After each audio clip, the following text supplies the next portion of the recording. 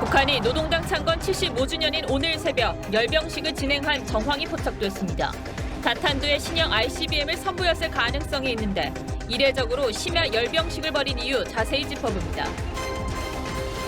옵티머스에 고객돈 4천억 원에 투자한 NH증권이 옵티머스의 로비를 받고 실사를 부실하게 한 정황을 검찰이 확보한 것으로 전해졌습니다. 단독 보도합니다.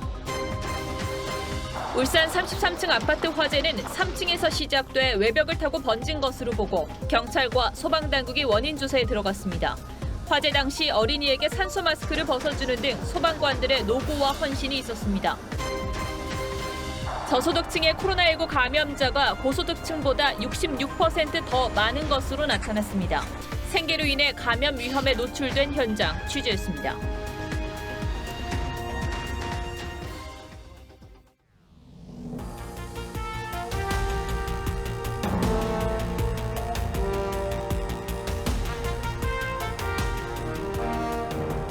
여러분 안녕하십니까? 박정훈입니다. 북한이 노동당 창당 기념일을 맞아서 오늘 새벽 열병식을 열었습니다. 지금 이 시각 그러니까 오후 7시부터 영상이 지금 들어오고 있는데 좀 더 지켜봐야겠지만 우리 군 당국은 북한이 오늘 새로운 전략 무기들을 선보인 것으로 판단했습니다. 올해는 당 창당 75주년으로 북한이 중요하게 여기는 5년, 10년 단위로 돌아오는 이른바 꺾어지는 해입니다. 그래서 성대하게 열병식이 진행될 걸로 예상을 했었는데 시간을 자정으로 잡았고 별도의 전략 무기 도발이 없었던 것도 눈에 띕니다. 오늘은 먼저 보도본부를 연결해서 현재 들어오고 있는 열병식 소식에 대해서 먼저 전해드리겠습니다. 자, 윤태윤 기자. 자, 열병식 영상이 들어오고 있죠? 네, 그렇습니다. 북한 조선중앙TV가 조금 전인 저녁 7시에 새벽에 열렸던 당 창건 75주년 기념 열병식을 녹화방송으로 공개하기로 결정을 했다고 밝혔습니다. 열병식이 새벽에 열린 것도 굉장히 이례적이지만 기존 편성이 없었던 열병식 녹화 중계를 공개 15분 전에 예고한 건 역시 굉장히 이례적이긴 마찬가지입니다. 2년 전 전투기가 동원되고 탱크가 동원되고 또 북한 주민 10만여 명과 군인 만여 명이 동원됐던 정권 수립 70주년 열병식과 달리 오늘 당 창건 75주년 열병식은 새벽에 그것도 굉장히 기습적으로 치러졌습니다. 앞서 김정은 위원장이 지난 8월 정치국 회의에서 75주년 행사를 최상의 수준에서 특색 있게 준비하라고 했던 지시가 반영된 것으로 보여집니다. 이를 두고 신범철 외교안보센터장은 전략 무기를 단순히 지나가는 것뿐만 아니라 폭죽이 터지고 북한 주민들에게 이를 보여주기 위해서 밤에 한 것으로 추정된다 이렇게 말하기도 했었습니다. 그리고 일부에서는 북한의 깜짝 이 심야 열병식이 미 대선과 함께 또 야간에 열병식을 치를 경우에 한국과 미국이 전략 무기 자산을 파악하는 데 다소 장애가 될 수 있다는 점 등을 고려한 것으로도 분석이 되고 있습니다. 김정은 위원장의 참석 여부는 아직까지는 확인되지 않고 있는 상황입니다. 지금까지 정치부에서 전해드렸습니다. 조금 전까지 영상을 보셨는데 이게 조선중앙TV에서 실시간으로 들어오는 영상들입니다. 자, 이번 열병식이 심야로 열렸다는 게 가장 주목해야 될 부분인 것 같습니다. 대규모 대중 동원 대신에 병력과 장비 위주로 진행한 것으로 보이는데 무엇보다 관심이 가는 건 어떤 전략 무기를 새로 공개했냐 바로 이 부분일 겁니다. 이어서 조덕현 기자가 북한의 무기들을 분석해드리겠습니다. 북한이 2017년 11월 시험 발사한 뒤 2018년 2월 열병식에서 공개한 화성 15형 대륙간 탄도미사일입니다. 사거리 13,000km, 미 전역을 타격할 수 있는 미사일로 탄두부가 둥근 게 특징입니다. 전문가들은 오늘 열병식에서 화성 15형을 개량한 신형 ICBM을 공개했을 것으로 내다보고 있습니다. 바로 신형 다탄두 ICBM입니다.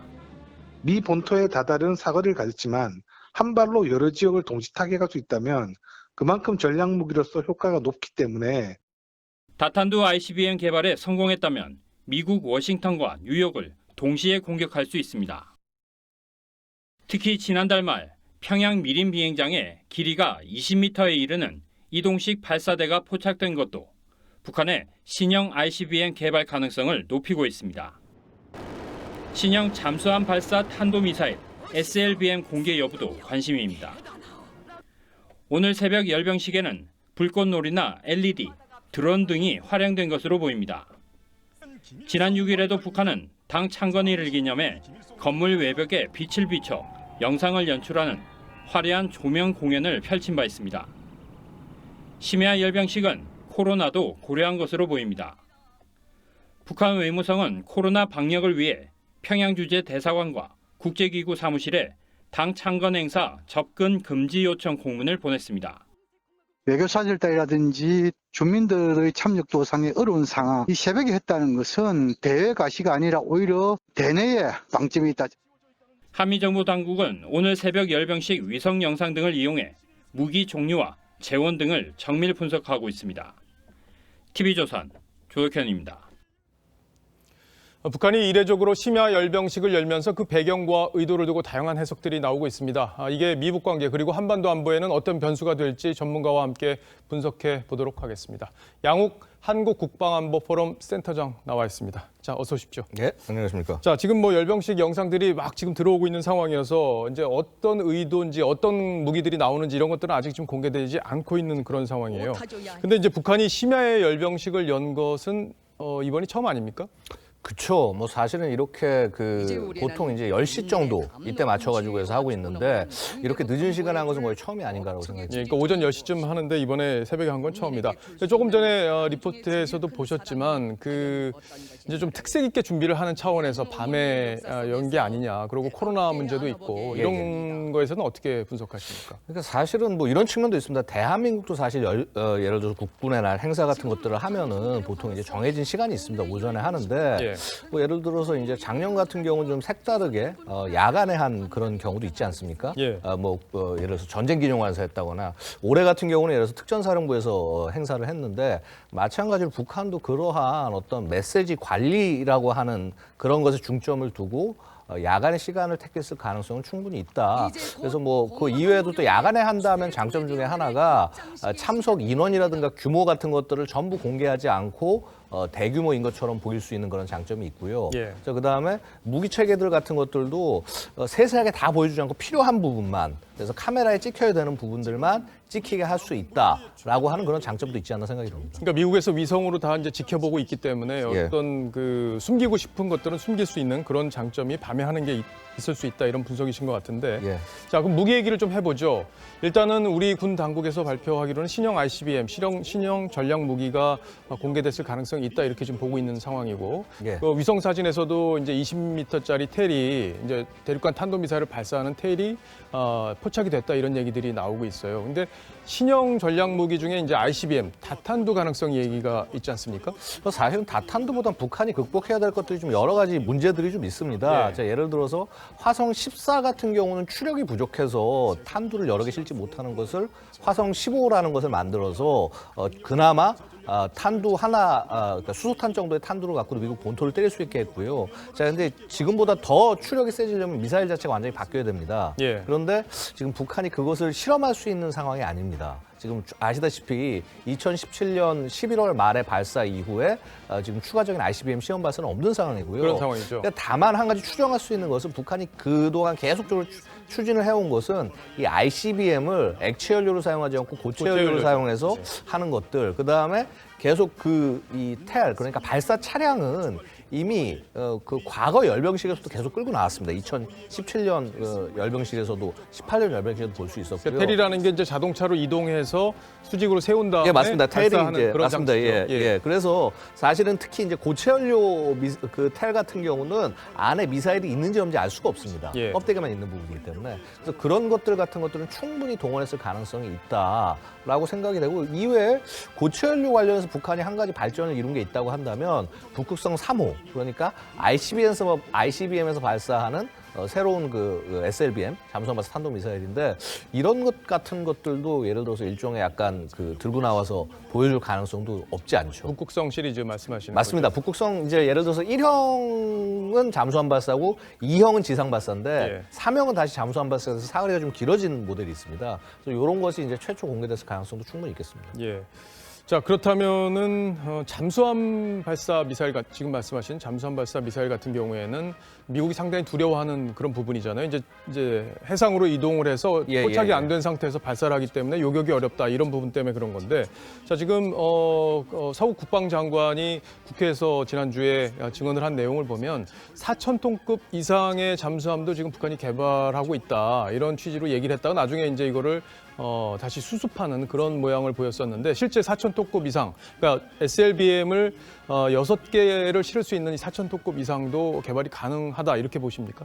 충분히 가능합니다. 사실 이미 개발하고 있다라고 생각이 되고, 그래서 사실 서욱 장관께서 말씀하셨던 부분도 사실 그 내용을 좀 얘기하다가 좀 약간 어떤 이 조율이 잘 안 된 부분이 있지 않나 생각이 듭니다. 왜냐하면 작년에 7월 한 3일경인가 이 노동신문을 통해서 공개됐던 사진이 한 장 있습니다.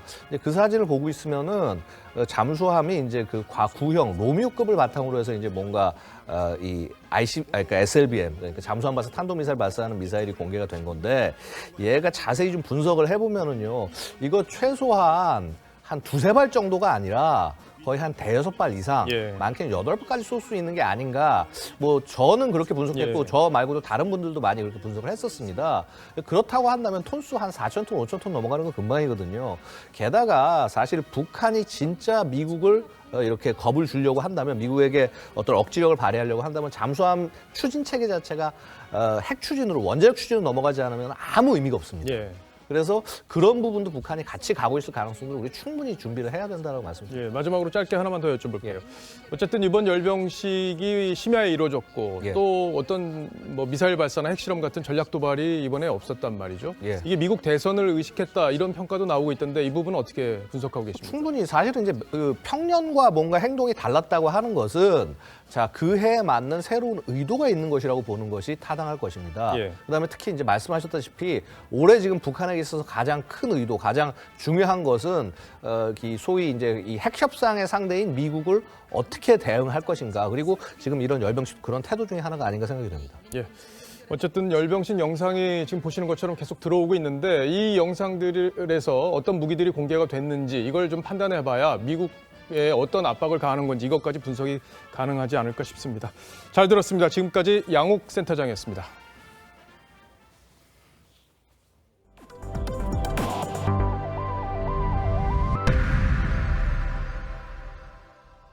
지금부터는 정관계 연루 의혹이 불거지고 있는 옵티머스 펀드와 관련해서 저희가 단독으로 취재한 내용을 보도해 드리겠습니다. 이번 사건은 좀 복잡합니다. 그래서 좀 알기 쉽게 설명해 보도록 하겠습니다. 아시는 것처럼 옵티머스는 펀드 운용 회사입니다. 그래서 보통 증권 회사를 통해서 고객 돈을 모으죠. 옵티머스가 투자받은 1조 2천억 원 중 4천억 원 이상을 모아준 곳이 바로 NH투자증권입니다. 그래서 NH가 펀드를 팔기로 결정하는 과정에 로비가 있었는지를 밝히는 게 이번 사건의 핵심 중 하나입니다. 자, 그런데 검찰이 NH증권 대표에게 로비가 오간 정황이 있다는 진술을 확보한 것으로 저희 취재 결과 확인됐습니다. 먼저 주원진 기자의 단독 리포트를 보시고 이어서 이재중 기자와 함께 이번 의혹을 쉽게 설명해 보겠습니다. 청와대 민정수석실 전 행정관의 남편인 옵티머스 윤모 이사는 사문서 위조 혐의 등으로 구속 기소됐습니다. 윤 이사는 옵티머스 부실 투자를 숨기기 위해 NH증권에 허위 문서를 제출한 혐의를 받고 있습니다. NH증권은 옵티머스에 4천억 원이 넘는 고객 돈을 맡겼는데, 지난 6월 펀드에 부실이 있는지 직접 실사에 나섭니다. 그런데 윤 이사는 검찰 조사에서 NH 직원이 당시 실사에서 전화 한두 번이면 허위인 것을 알았을 텐데 얼핏 문서를 보고는 그냥 넘어갔다고 진술했습니다. 그러면서 당시 김재현 대표가 NH 정영채 대표와 협상하면 된다, 다 이야기됐다고 말했다고 설명했습니다. NH증권이 로비를 받고 실사를 부실하게 했다는 건데 검찰은 일부 증거도 확보했습니다. 검찰이 압수한 김 대표의 휴대폰 일정표에 작년 6월 압구정동의 한 식당에서 NH증권 정영채 대표를 직접 만났다고 기재되어 있습니다. NH증권 측은 실사를 나갔을 때 윤 이사가 허위 문건을 낸 혐의를 다 인정했고 바로 검찰에 고발도 했다며 부실 실사 의혹을 반박했습니다. 그러면서 정영채 대표가 옵티머스 대표를 한 번 본 것은 맞지만 그 뒤로 연락을 한 적이 없다고 설명했습니다. TV조선 주원진입니다. 보신 대로 저희가 옵티머스 내부 문건과 관계자들의 진술을 확보해서 이번 의혹을 자세히 보도해드리고 있는데 이번 사건이 워낙 복잡해서 잘 이해가 안 되시는 분들이 많을 겁니다. 그래서 뭐가 핵심이고 정관계 인사들은 이번 사건에 어떻게 연루가 돼 있는 건지 또 검찰 수사는 왜 진척이 없는 건지 하나씩 짚어드리겠습니다. 자, 이재준 기자, 먼저 옵티머스 펀드가 왜 문제가 되고 있는 건지 설명을 해주시죠. 네, 핵심만 보면 이 옵티머스 펀드는 투자자들에게 위험도가 낮은 안전한 국가기관이나 공공기관 관련 우량 채권에 투자하겠다고 홍보를 했지만 실상은 그렇지 못했습니다. 그런데 이제 다른 데 투자한 것, 결국에는 속인 게 문제가 되고 있는 거죠. 네, 그렇습니다. 이렇게 해서 총 1조 2천억 원을 끌어모았는데 이걸 부동산과 비상장사 등 위험도가 높은 분야에 투자를 해서 5천억 원의 손실을 봤습니다. 그런데 이 펀드를 팔고 이게 또 부실화되자 수습하는 과정에 정관계 인사들이 개입한 의혹이 제기된 거죠. 네, 그렇습니다. 이 옵티머스 임원과 자문단 그리고 관련자들의 면면을 보면 제법 명망이 있는 사람들의 이름이 등장을 합니다. 먼저 이혁진 대표입니다. 이 전 대표인데 더불어민주당 부대변인 출신으로 민주당 19대 총선 후보 그리고 문재인 과거 대선 캠프의 금융정책특보로도 일한 적이 있습니다. 다음은 고문단입니다. 고문단을 보면 최동욱 전 검찰총장이 이름이 들어가 있고 노무현 정권에서 경제부총리를 지낸 이현재 전 재경부 장관도 포함이 돼 있습니다. 자, 그럼 이런 사람들이 어떤 역할을 했다는 건가요? 네, 저희가 입수한 옵티머스 내부 문건입니다. 그제 저희가 입수해서 보도해드린 펀드 하자 치유 관련이라는 제목인데 지난 5월 옵티머스 측이 이 문제를 수습하기 위해서 작성한 것으로 보입니다. 이 문건을 보면 정부 및 여당 관계자들이 프로젝트 수익자로 일부 참여돼 있다 이렇게 적혀 있습니다. 자, 그 부분이 바로 다른 정관계 로비 의혹 사건과 다른 부분인데 다른 사건의 경우에는 로비를 받고 뇌물을 받고 이렇게 해서 정리가 되는 부분들이 많은데 이번에는 펀드의 수익자로 참여하게 돼 있다. 이 부분이 좀 다른 거죠? 네, 맞습니다. 그러니까 이 프로젝트가 잘 돼야 정관계 인사들도 수익을 얻는 구조라는 겁니다. 이 고문단이 구체적인 역할도 문건에 나와 있습니다.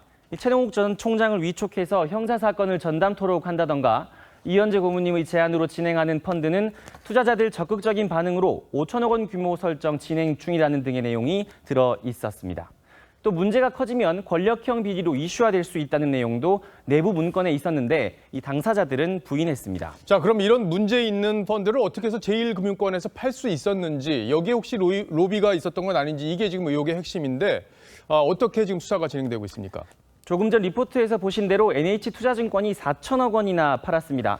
저희가 취재한 옵티머스 회사 임직원이 증언을 보면 이 고문단에 이름을 올린 예비역 대장이 NH 측 대표와 인연이 있다 이렇게 돼 있습니다. 자, 그런데 이번 의혹에 청와대 전 행정관의 남편도 지금 깊숙이 개입이 돼 있는 건데 어떤 역할을 한 건가요?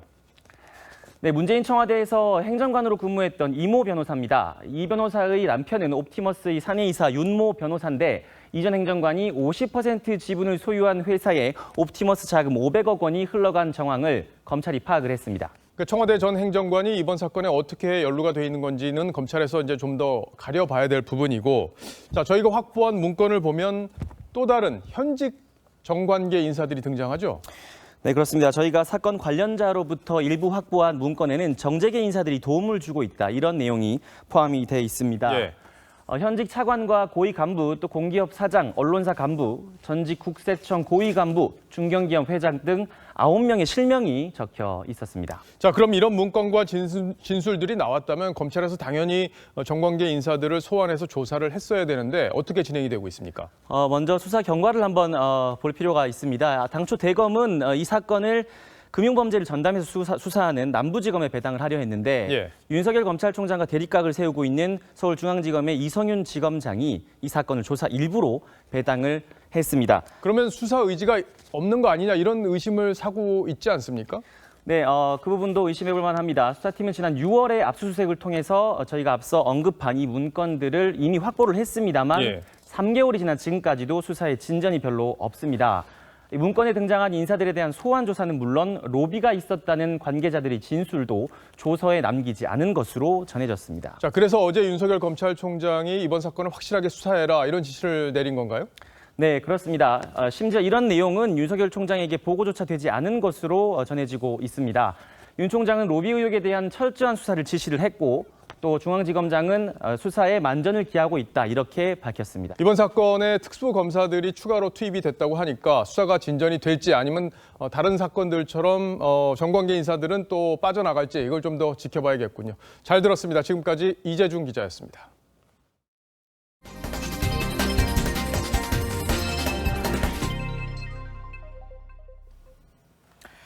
울산 33층 아파트 화재 관련 뉴스입니다. 고층 건물을 집어삼킨 이 불이 어디에서 시작됐는지 수사에 들어간 가운데 현장에 처음 도착한 소방대원이 건물 3층에서 첫 불꽃을 발견했다고 밝혔습니다. 이심철 기자가 보도합니다. 지난 8일 밤 11시 14분 아파트 12층에서 연기가 난다는 화재 신고가 들어왔습니다. 5분 만에 현장에 도착한 소방대원들이 12층을 확인했지만 불꽃을 찾지 못했습니다. 이어 6층에서도 연기가 난다는 신고가 접수됐지만 6층에도 화염은 없었습니다. 첫 불꽃은 3층 야외 공간에서 발견됐습니다. 무전으로 3층에 화점이 보인다 해가지고 저희가 선착분들어서 저 삼산지구원센터들하고 같이 3층에 가서 화재 진압을 했는데 대원들이 옥내 소화전으로 진압을 시도했지만 강한 바람에 역부족이었습니다. 소방대원들이 3층의 난부를 확인했지만 불은 이미 외벽을 타고 빠르게 번지고 있었습니다. 화재 초기 3층 야외 공간에서 화염을 목격했다는 인근 주민 신고도 있는 상황. 본격적인 화재 원인 조사에 나선 경찰과 소방당국은 발화 지점을 단정하게 이르다는 공식 입장을 내놓고 있습니다. 넓은 지역이고 건축물이 여러 군데서 볼 수 있기 때문에 정확하게 포인트를 잡기는 힘듭니다. 오늘 예정됐던 2차 현장 감식은 화재 현장에서 낙하물이 떨어질 가능성이 높아 안전시설물을 보강하기 위해 내일 오전으로 미뤄졌습니다. TV조선 이심철입니다. 검게 그을린 방화복을 입은 채로 물을 뿌려 열기를 식히고 혹여나 또 불길이 퍼질까 밤새 현장을 떠나지 못한 소방대원들. 이분들의 노고와 헌신이 있었기에 이 큰 화염 속에서도 단 한 명의 사망자가 발생하지 않는 기적이 일어났겠죠. 주민들이 말하는 소방대원들의 헌신, 이민재 기자가 보도합니다. 시뻘건 불길이 33층 건물을 집어삼켰습니다. 아파트 내부 불길은 소방관들 예상보다 거셌습니다. 교대를 하고 외부에서 진입을 하고 교대하고 하는 와중에 너무나 크게 불길이 났다는 것을 인지를 했고요. 하지만 소방관들은 화염을 뚫고 집집마다 돌며 대피를 유도했습니다. 청층마다 그 소방대원님들이 지도를 했어요. 이렇게 해라. 그다음에 옆집에 혹시 사람이 있더냐 그것까지 여쭤보면서 신속하게 잘 안내해 주셨어요. 한 주민은 30층에서 구조된 어린이에게 산소 마스크를 벗어준 소방관에게 고마움을 전합니다. 그러면서 이제 119 구급대가 올라와셔가지고 그 119 차고 이제 걸어 내려온 거거든요. 33층 아파트를 오르락 내리락하며 15시간 넘게 화마와 사투를 벌인 소방관들은 녹초가 됐지만 긴장을 늦추지 않았습니다. 연기도 나는 그런 와중에 공격기를 메고 간 상태로 그대로 앉아서 그을린 얼굴로 그리고 앉아가지고 쉬면서 언제 나갈지는 잘 모르는 상태에서 준비를 하고. 어제 오후 불은 완전히 꺼졌지만 소방대원들은 혹시 모를 재발화 우려에 현장을 여전히 지키고 있습니다. 시민들은 큰 불에도 사망자가 나오지 않은 건 소방관들 덕분이라며 감사의 마음을 담은 선물과 댓글을 소방서에 전달하고 있습니다. TV조선 이민재입니다. 부산에서 20대 운전자가 몰던 고급 외제 승용차가 버스 정류장을 덮쳤습니다. 운전자는 만취 상태였습니다. 주말 사건 사고 소식은 구자연 기자가 보도합니다. 만취한 20대 운전자가 몰던 고급 외제차가 버스 정류장을 덮쳤습니다. 정류장 주변에는 유리 파편이 흩어져 있습니다. 사고는 어젯밤 11시 20분쯤 부산 서면역 인근에서 일어났습니다. 고급 외제차가 앞차를 들이받은 뒤 버스 정류장으로 돌진했습니다. 당시 사고차를 몰던 20대 운전자는 면허 취소 수준의 만취 상태였습니다. 이 사고로 맞은편 차선 택시에 타고 있던 승객이 가볍게 다쳤고 도로가 일시 통제됐습니다. 현장 처치 그냥 간단하게 하고 이송은 따로 안 한 걸로 그렇게 알고 있습니다. 동행은 유리 파편만 정리하고 바로 된 걸로 알고. 오늘 오전 8시쯤 제주 한림항에서 승용차 한 대가 바다에 빠졌습니다. 운전자가 핸드브레이크를 걸지 않고 언덕길에 주차해둔 사이 차가 밀려 내려간 겁니다. 처음에 차가 그 바다 쪽으로 빠지고 있다고 그 근처에 그 조업 준비하고 있던 선원이 확인하고 신고 주신 거거든요. 검은 연기가 하늘로 치솟아 오릅니다. 오늘 오후 1시 30분쯤 경기 광주의 층간차암제 제조공장에서 불이 나 소방당국이 1시간 만에 불길을 잡았습니다. 합성 수시가 타면서 생긴 유독가스가 많이 배출됐지만 공장에 출근한 근로자들이 없어 다행히 인명피해는 없었습니다.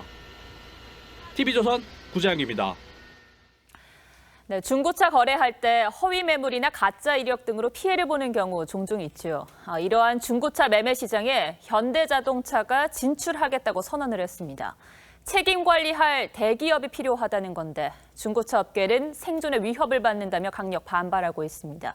어떻게 생각하십니까? 김자민 기자입니다. 현대자동차는 중고차 시장에 진출해야 하는 이유로 중고차 거래 관행의 문제점을 지적했습니다. 중고차 시장에서 제품 구입을 한 경험이 있거나 한 70 내지 80% 정도가 중고차 시장의 거래 관행에 대해서 문제가 있다. 품질 평가랄지 가격 산정에 문제가 있다라고 하는. 이 때문에 소비자가 피해를 보고 있다며 소비자 보호 차원에서 완성차가 사업을 해야 한다고 주장합니다. 국내 중고차 시장 규모는 연간 최대 230만 대, 약 27조 원 규모입니다. 지난 2013년 중소기업 적합업종으로 지정돼 대기업의 진출이 제한됐지만 지난해 2월 지정 기한이 만료됐습니다. 이후 중고차 조합은 정부에 중고차 판매업을 생계형 적합업종으로 지정해 줄 것을 요청했지만 거절당했습니다. 현대차의 진출 선언에 중고차 업계는 즉각 반발했습니다. 저희들은 차를 매집을 할 수가 없습니다. 현대 기아가 들어오게 되면은 신차를 팔면서 중고차를 매집을 해버리기 때문에. 대기업 진출 여부를 결정할 중소벤처기업부는 현대기아차에 추가 상생 방안을 마련하라고 주문했습니다. 하지만 기존 중고차 업계가 상생 불가를 주장하고 있어 갈등은 불가피할 전망입니다. TV조선 김자민입니다. 임대차법 시행 이후 세입자들은 집주인에게 내가 들어가 살아야 하니 전셋집에서 나가달라는 말을 많이 듣는다고 하죠. 그런데 우리나라 경제수장인 홍남기 부총리도 현재 살고 있는 전셋집 주인으로부터 이런 통보를 받았다고 합니다. 내년 1월이면 살고 있는 집을 비워주고 새 집을 구해야 하는데 그 주변의 전셋값이 2억 원 넘게 올라서 고민이 클 것 같습니다. 오늘의 포커스는 경제부총리도 전세 난민이 된 대한민국 주택시장에 맞췄습니다. 지난 7월 31일 세입자의 권리를 대폭 강화한다는 목표를 내걸고 주택임대차 보호법이 시행됐습니다. 정부는 전월세 시장의 안정을 후원했습니다. 홍남기 경제부총리도 그랬죠. 향후 임대차 3법의 정착과 4분기 공급 물량의 확대 등과 함께 전월세 시장 안정에도 기여할 것으로 기대됩니다. 하지만 부동산 시장은 사뭇 다르게 흘렀습니다. 지난달 전국 전셋값은 0.53% 올라 5년 5개월 만에 최대로 올랐습니다. 전세 매물은 사라지고 가격은 천정부지로 올랐습니다. 특히 집주인이 실거주하겠다고 나서면 계약 기간이 끝난 세입자는 집을 나가야 하는 상황이 됐습니다. 경제수장인 홍남기 부총리도 예외는 아니었습니다. 장관님 내년 1월에 이사하신다면서요? 그래서 전세 구하셨어요? 아니 못 구했습니다. 아직. 취임 당시 마포구 염리동의 한 아파트에 전세로 들어간 홍 부총리. 내년 1월이 만기인데 최근 집주인으로부터 실거주할 테니 집을 비워달라는 통보를 받았습니다. 최초 계약 당시 6억 3천만 원이던 전셋값의 시세는 2년이 지난 지금 2억 원 이상 올라 8억 5천만 원에 달합니다. 이 단지에 이거 하나뿐이 없어요, 전세가. 그냥 봐도 지금 6억 3천에 사는데 지금 6억 이렇게 올라가니까. 설상가상으로 홍 부총리가 오랫동안 보유해왔던 경기도 의왕시 집은 고위공직자 다주택 문제가 불거진 지난 8월 처분했습니다. 현재 홍 부총리는 투기 과열지구 문제로 전매가 제한된 세종시 아파트 분양권 하나만 갖고 있는 상태입니다. 부메랑 효과가 또 우리 부총리께 곧장 간다는 것이 정책을 만드는 사람들을 굉장히 좀 겸손하게 만드는 현상인 것 같아요. 현실로 닥친 주거 위기 때문인지 홍 부총리는 최근 국감에서 예정과 달리 전세시장 난맥상을 인정했습니다. 안타깝긴 합니다만은 계속 정부가 추가적으로 할 수 있는 대책을 좀 강구해 보도록 하겠습니다. 전세 난민이 된 대한민국 경제수장. 정부의 부동산 정책을 주택 서민들이 왜 그토록 성토하고 있는지 단적으로 보여주는 장면 아닐까요? 뉴스7 포커스였습니다.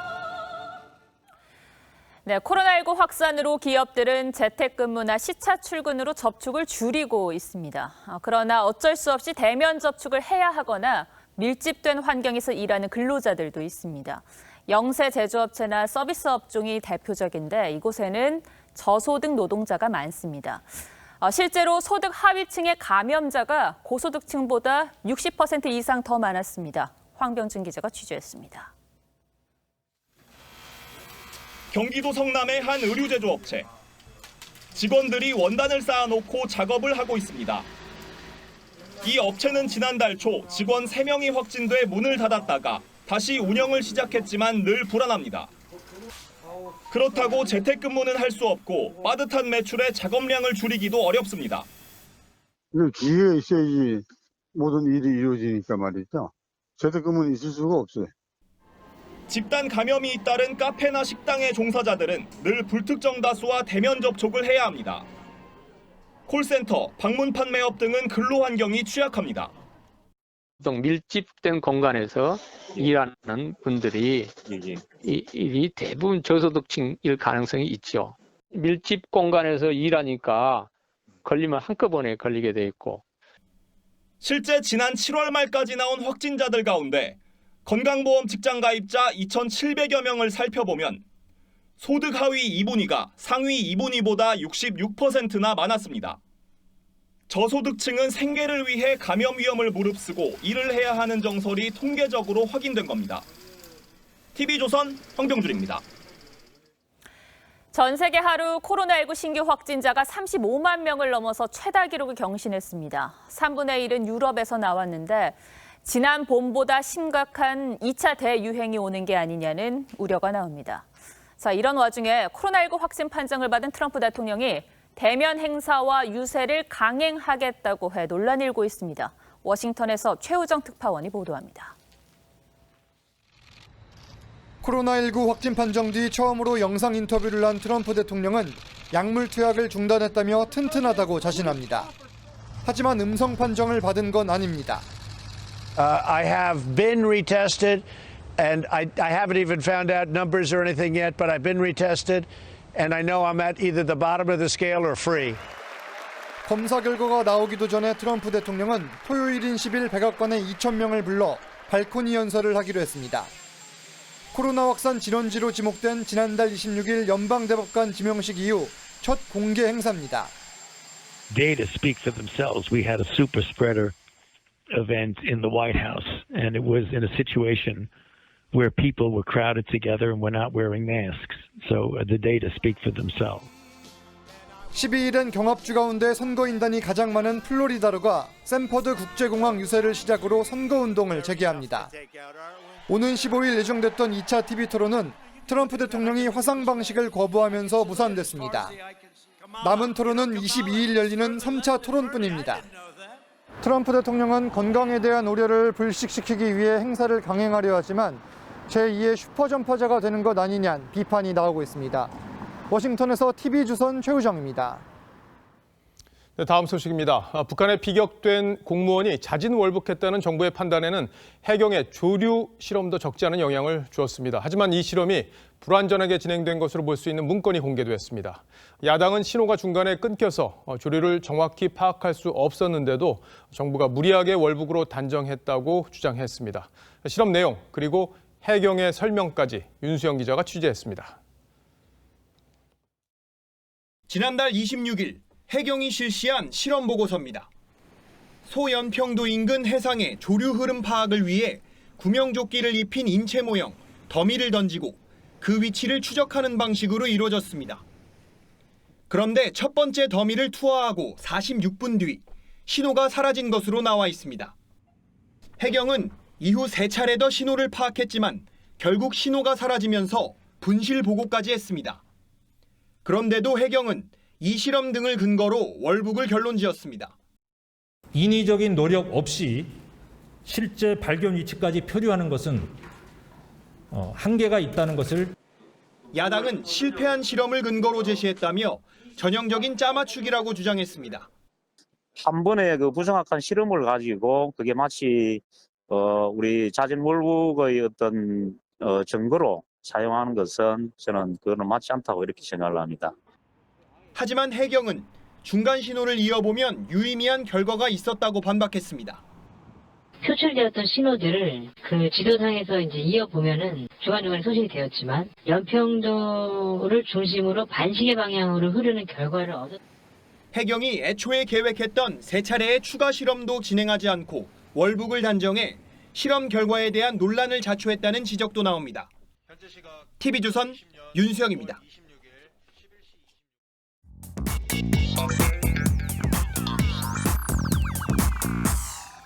뉴스야 시작합니다. 정치부 김정우 기자 나와 있습니다. 자, 첫 번째 물음표부터 보죠. 네, 첫 번째 물음표는 김홍걸 고급차 대신 일반차로 하겠습니다. 예, 민주당에서 제명이 됐죠. 김홍걸 의원이 오늘 검찰에 출석을 했던데, 예. 자, 고급차가 아니라 일반차를 탔다.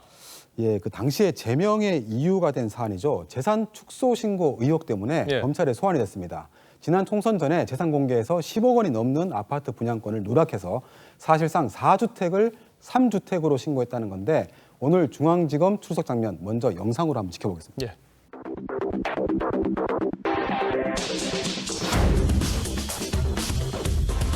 검찰 조사에 성실히 임하겠습니다. 그럼 재산 축소 의혹에 대해서는 성실히 소명하겠습니다. 저 어떤 부분 그러면 소명을 하실지 그 부분에서 좀 들을 수 있을까요? 올라가서 얘기하겠습니다. 먼저 영상 첫 부분에 나오는 차를 보면 아주 고급차는 아니었던 걸로 보이는데, 자, 그제 이제 국회에서 문자를 주고받는 장면이 포착이 됐는데 이게 어떤 차를 탈 건지에 대한 이야기였죠? 예, 그 외통위 국감장이었습니다. 그 변호사의 메시지였다는데 뭐 의원님 차가 아닌 일반 차가 좋을 것 같다. 예. 기자들이 고급 승용차를 주시할 걸로 예상한다. 이런 조언이었고요. 그래서 김 의원은 해당 메시지를 보좌진들에게 전달하면서 다른 사람 차로 바꿀까 이렇게 물어보는 내용까지 찍혔습니다. 예. 그리고 보좌진이 이미 기사에 나온 시간을 바꾸는 게 좋겠다라고 하자 김 의원은 30분으로 이렇게 답을 했습니다. 그리고 이제 10시로 예정됐던 출석 시간에 기자들이 있을 테니까 몰래 출석하려다가 이렇게 들통이 난 겁니다. 그래서 그렇군요. 결국 좋은 대로 예. 오늘 오전 한 9시 20분경에 일반 차를 타고 출석을 했습니다. 예.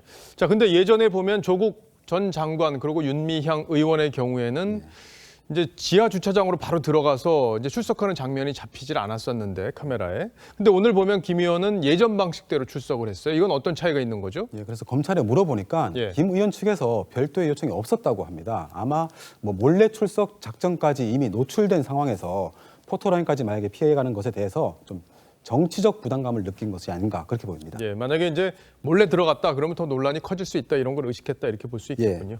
첫 번째 물음표 정리해 보죠. 네, 첫 번째 물음표 김홍걸 고급차 대신 일반차의 느낌표는 아버지 어록을 되돌아보라로 하겠습니다. 예. 그 인생의 목표를 무엇이 되느냐 하는 것보다 어떻게 가볍게 사느냐에 둬야 한다. 바로 김대중 전 대통령의 어록입니다. 또 다른 어록도 있는데요. 사람은 가난하게 되지도 말고 지나치게 부유하게 되지도 말일이다입니다. 예, 세상에 제일 힘든 게 아버지 말 지키는 거예요. 예. 자, 다음 물음표로 가보죠. 네, 두 번째 물음표는 문 실어도 국민의힘엔 못 가로 하겠습니다. 예, 서민 교수 그리고 김경률 회계사 이렇게 지금 국민의힘에서 영입 시도가 있다 이런 얘기들이 있었는데 지금 잘 안 되고 있는 거죠? 네, 그 당 청년 정책 자문 특위에서 예. 이제 그 합류 요청을 했는데 이유는 간단합니다. 진중권 전 교수를 비롯해서 그 조국 흑서 저자들이죠. 사실상 야당 역할을 해온 사람들입니다. 그래서 속칭 뭐 전투력도 강한 데다가 외연 확장이란 상징성까지 얻는 효과가 있기 때문인데요. 직접 한번 얘기 한번 들어보겠습니다. 예. 여야를 초월해서 우리 정치 논객으로서 어떤 정책 영향력을 행사하는 인플루언서들이랑 같이 미래 세대의 정책을 좀 짜는데 힘을 합쳐 보려고. 뭐 저런 분들이 국민의힘에 합류를 한다면 상당히 힘이 되긴 할 텐데, 자, 결론적으로 보면 두 사람 다 거절한 거죠. 네, 그 서민 교수는 이제 문 대통령 극성 지지층들이 현 정권을 비판하는 이에 대해서 뭐 어떤 짓을 하는지 너무도 잘 알기 때문이라고 합니다. 뭐 야당 참여를 빌미로 자신의 비판이 권력의 단물이라도 빨아먹기 위한 거라고 폄하하라 할 거다. 뭐 이런 이유였습니다. 비판의 스피커를 아예 망가뜨려 버리는 그런 거잖아요. 제가 이제 참여하는 순간 이제 저를 갖다 이제 그쪽이랑 또 연결시켜서 아예 묻어버리는 거죠. 그래서 제가 이제 다시 뭐 목소리를 내봤자 평생 그걸 갖고 욕할 거란 말이죠.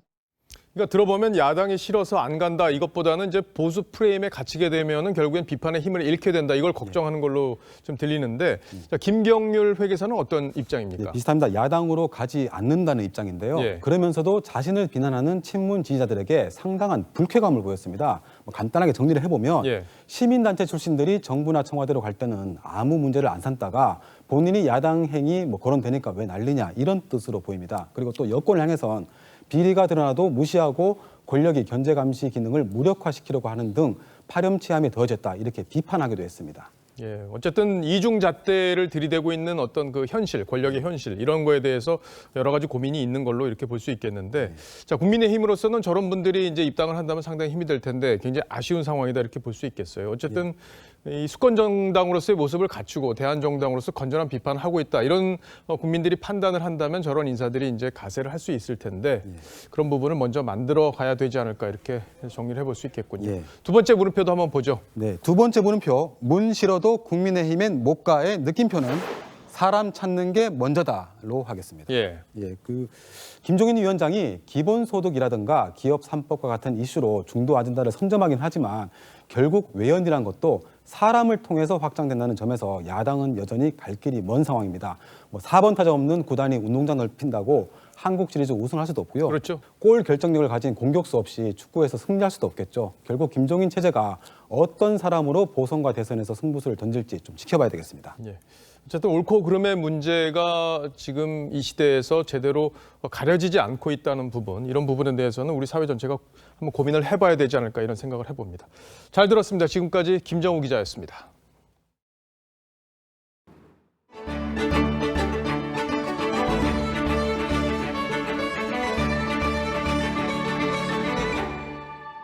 Posso vedere la mamma? Quando finisce il gioco. E quando finisce? Bisogna fare 1000 punti. Chi fa 1000 punti vince un carro armato vero. 유태인 수용소에 끌려온 아버지 귀도는 어린 아들에게 수용소 생활을 게임이라고 알려줍니다. 아버지는 독일군에 붙잡혀 죽음을 앞둔 순간에도 게임을 하는 척 우스꽝스럽게 걸으며 아들의 천진난만한 세상을 지켜줍니다.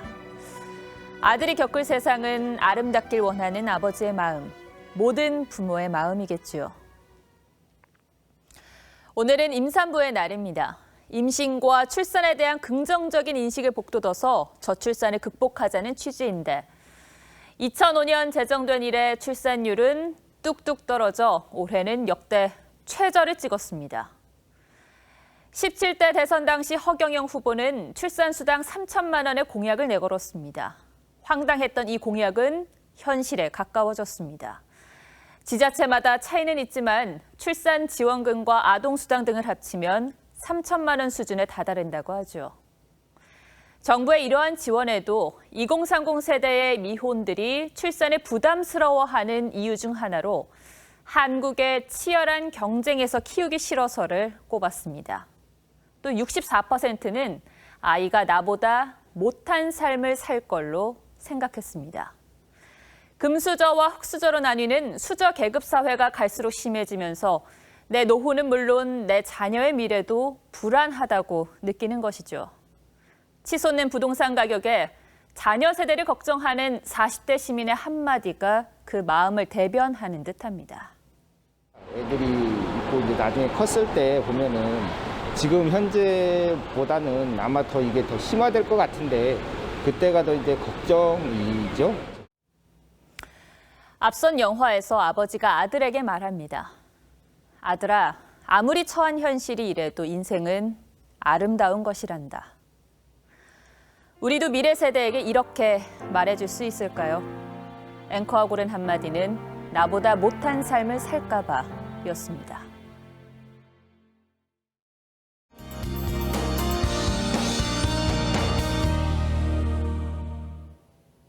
내일도 아침에만 안개가 다소 끼겠고요. 낮부터는 맑고 쾌청한 가을 날씨 즐기기에 좋겠습니다. 다만 외출하실 땐 마스크 착용 잊지 마시고요. 단체 활동은 자제하시는 게 좋겠습니다. 일교차는 계속 10도 이상으로 벌어지겠습니다. 아침 저녁으로 쌀쌀하겠고요. 한낮에는 서울이 23도, 대전도 23도, 대구는 22도까지 오르겠습니다. 오늘만큼 따스하겠고요. 해안가에서는 내일까지 너울성 파도를 조심하셔야겠습니다. 파도가 백사장으로 강하게 밀려올 수 있어서 해안가로의 접근은 가급적 자제하시는 게 좋겠습니다. 계속해서 맑은 날씨가 이어지겠습니다. 대신 날이 점점 건조해질 텐데요. 이제부터는 화재 예방에도 각별히 신경 쓰셔야겠습니다. 날씨였습니다. 10월 10일 뉴스7 여기서 마치겠습니다. 시청해 주셔서 고맙습니다.